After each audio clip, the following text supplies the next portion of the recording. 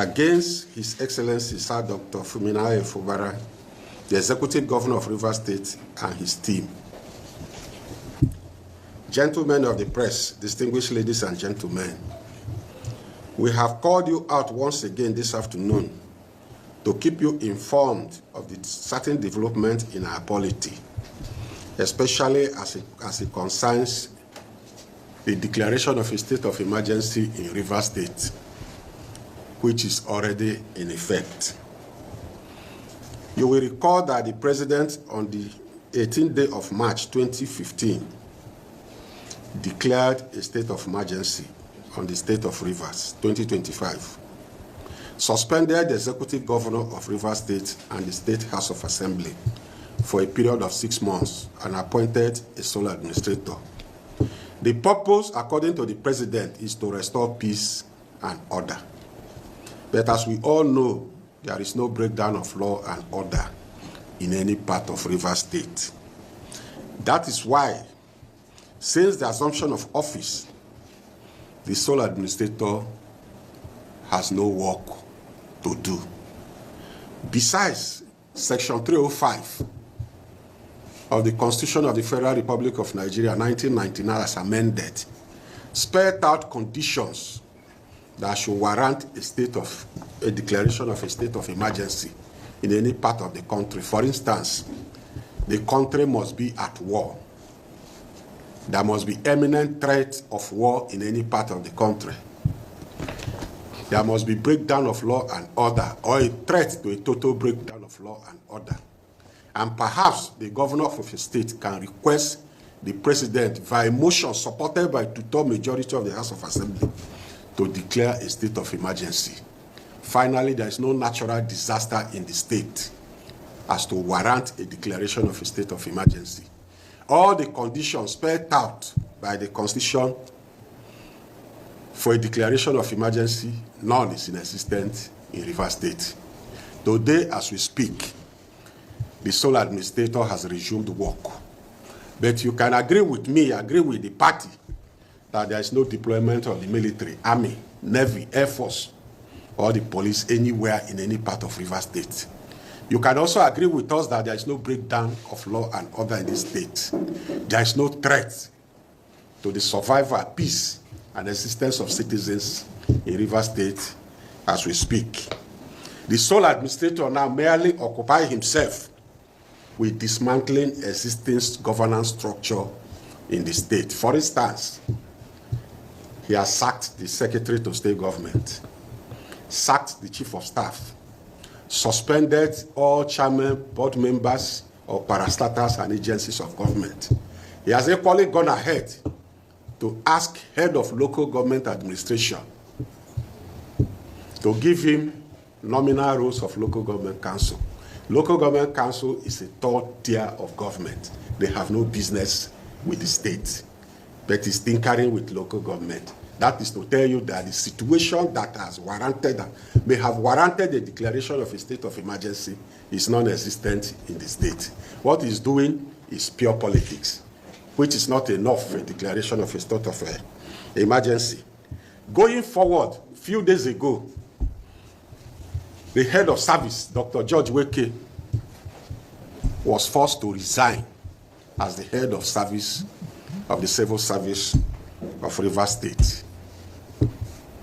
And George Weke, having resigned, easily became an easy tool in the hands of the FCT Minister, Yeso Wike, and his team, who are bent on bringing down the state. What did they end up in doing with George Weke? George Weke was compromised, and he became a serial betrayer. Just like Judas Iscariot decided to betray his master, Jesus Christ, George Weke has decided to betray his own master, his benefactor, the Executive Governor of River State, FUBARA. We are sure the way Judas Iscariot ended, that George Weke will end the same way. Judas Iscariot ended up committing suicide because he lied against Jesus Christ. George Weke has lied against River State, lied against the governor of River State and equally lied against humanity. He will end up like Judas Iscariot. He will commit suicide, and the blood dollars he has collected will be used to purchase a burial ground in Omuma. That is my wish for him. Going further, Judge Nweke made spurious and unsubstantiated allegations against the governor of the state. And we wish, as a party, as a people, as citizens of the state, who know exactly who Sim is, he conducts government business in transparency in the open, to set the record straight. One, that Judge Nweke lied when he claimed that he was with the governor, when the governor handed over a bag of money to Edison Ehe to bomb the State House of Assembly. As far as we know and we are concerned, Judge Nweke lied. The true position is that when the bombing in the State House of Assembly took place, the Nigerian police force made over 7 arrests. The suspects were transferred to Abuja, charged to court, and they were remanded in Kuje Correctional Prison for over 8 months. Thereafter, the matter was transferred to Port Harcourt Division of the Federal High Court. The Federal High Court in Port Harcourt equally charged the suspects to court. It equally remanded the suspects to Port Harcourt Correctional Center. But because of lack of due diligence by the police, the presiding judge of the court struck out and dismissed the matter early this year, and the suspects were set free. So the question of the governor, Edison Ehe, Lord Chijoke Ihungo, as alleged by Judge Nweke that they were responsible for the bombing of the House of Assembly, cannot be substantiated. It is neither here nor there. 2, that Judge Nweke equally lied when he claimed that there has been an attempt to bomb the residence of the Speaker by the governor, Edison Ehe, and perhaps Chijoke Ihungo. Again, this is a lie from the pit of hell. The true picture, the true position is that in October 2023, at the heels of impeachment of the governor, there were protests across the state. Some youths marched across the state where the residence of the street where the residence of the Speaker was located. The police equally arrested over 100 youths of River State. They were charged to court. What I can't tell as I speak is the status of that matter in court. For Judge Nweke to allege that the governor, Edison Ehe, and Chijoke Ihungo were involved, again, is a lie from the pit of hell. 3rd, Judge Nweke further claimed that the governor, FUBARA, promised to work for Bala Mohammed in the forthcoming general election 2027 as president. As we all know, Bala Mohammed is the sitting governor of Bauchi State. Bala Mohammed is the chairman of Nigeria's governors, PDP Nigeria's governors forum, where FUBARA doubles as his deputy. By all standards, by all means, both men can meet anywhere, anytime, any day to discuss issues of the People's Democratic Party.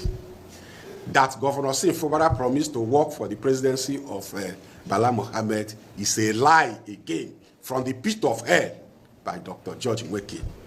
Besides, Bala Mohammed has not told Nigerians that he wants to run for the office of the president of Nigeria in 2027. 4, Judge Nweke equally lied when he claimed that the governor wants to demolish the House of Assembly quarters auditorium, where the House of Assembly currently sits. The question is, what has stopped the governor from demolishing the auditorium up till now? Can Judge Nweke tell Nigerians why the House of Assembly auditorium and then their House of Assembly quarters is still standing? Again, as far as we know, as a party, as a people, Judge Nweke lied that the governor wants to demolish the State Assembly quarters auditorium. Gentlemen of the press, George Nweke equally lied when he claimed that the governor held constant several meetings with militants to bomb, to blow pipelines, bomb national assets across the 23 local government area of the state. The governor assumed office of governor in May 2023. And from May 2023 till as we speak, there has been no single incidence of blowing of pipeline, no vandalization, no such thing has taken place.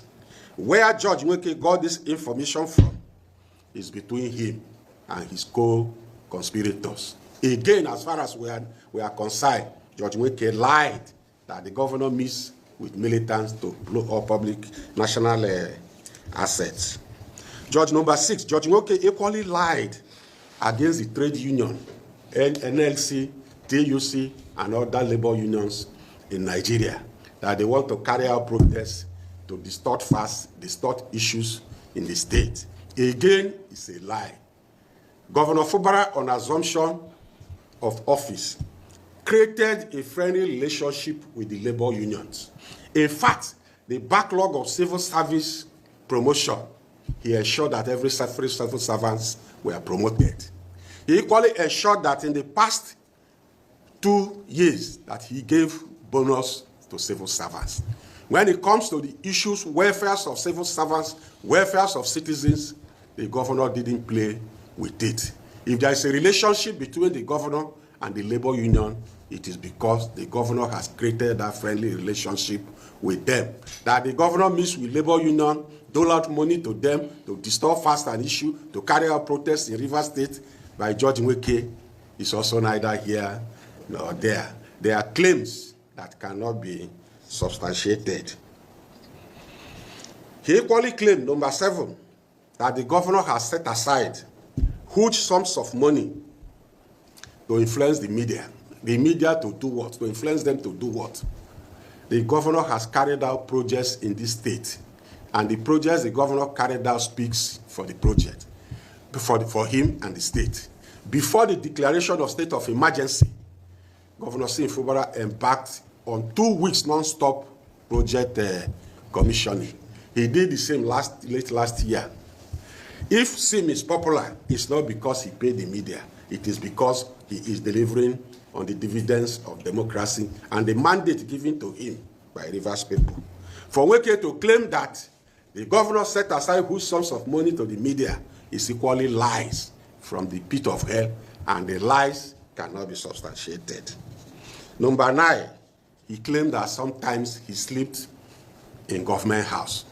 Sleep in government house to do what? That is the question. He is neither the chief of staff nor the SSG that constantly meet with the governor. If the chief of staff tells us he sleeps in his office in government house, it's understandable. The SSG cannot even sleep in government house because he doesn't have an office there. George Nweke doesn't have an office in government house. Which office did he sleep? Which guest house did he sleep in government house? The government house doesn't have a guest house where the head of service, George Nweke, will sleep. Beyond this, George Nweke, by mandate of his office, deals with the civil servants. It doesn't deal with politicians. It doesn't deal with the governor. George Nweke, by all standards and all measures, cannot attend political meeting where the governor sits or presides. It is either the SSG, chief of staff, and other officers of government, including commissioners, and not the head of civil service. Again, this claim against the governor and the state is also substantiated, a lie from the pit of hell. George Nweke, by all means and measures, is a serial liar. Finally, George Nweke claimed that Rivers elders and Rivers people should re-examine their support for the governor. Re-examine their support. How? The question is how. You, a serial betrayer, now trying to address elders and leaders of River State. You left government barely a week today, and you find yourself in the house, the office, the hotel of the Federal Capital Territory Minister, FCT Esowike in Abuja. The first question is, what was his aim? How did George Nweke travel to Abuja? Was he forced to go to Abuja? George Nweke had a career that spent over 40 years. He had put in service to the River State government for over 40 years. George Nweke is close to 70 years.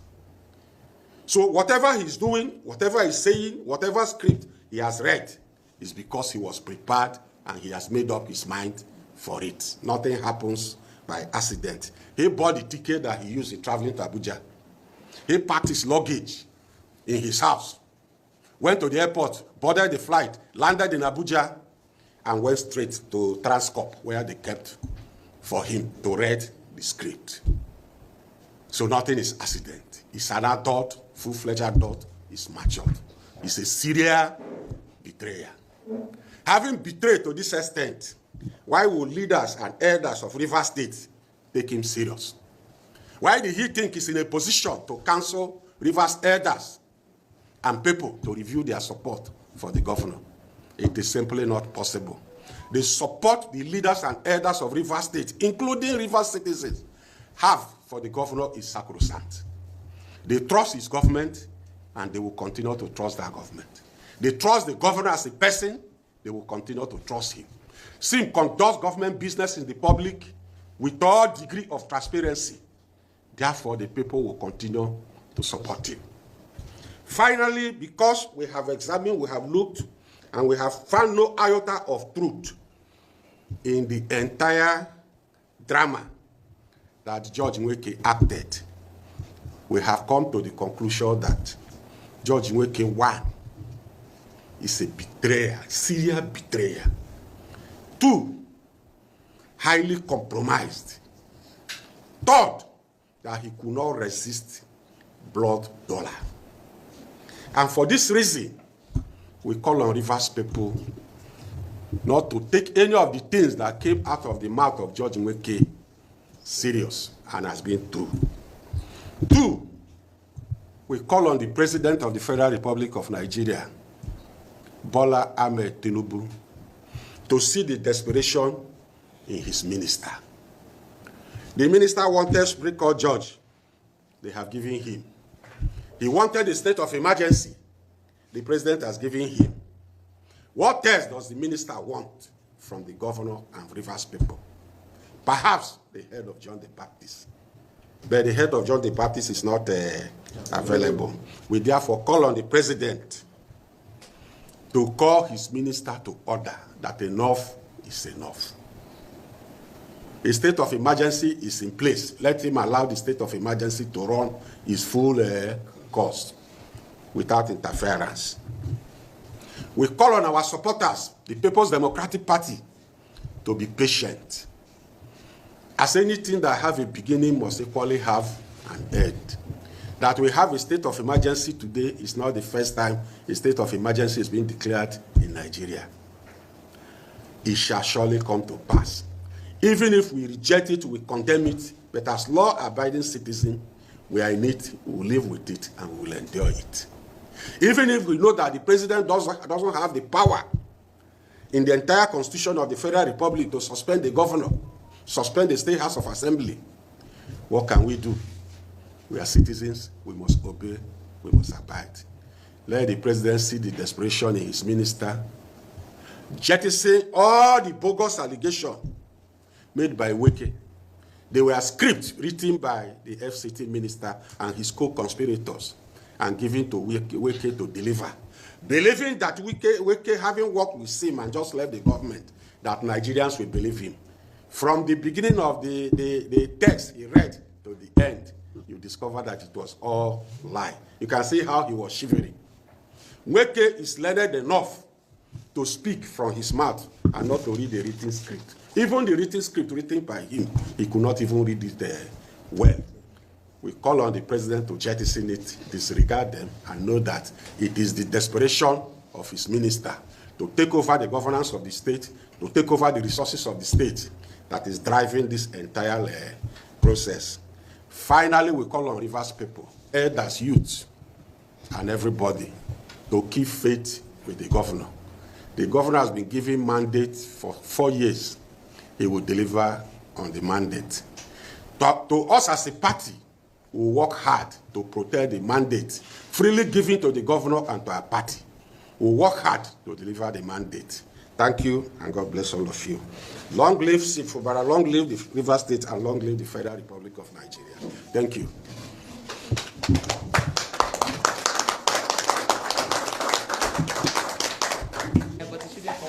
It has come already.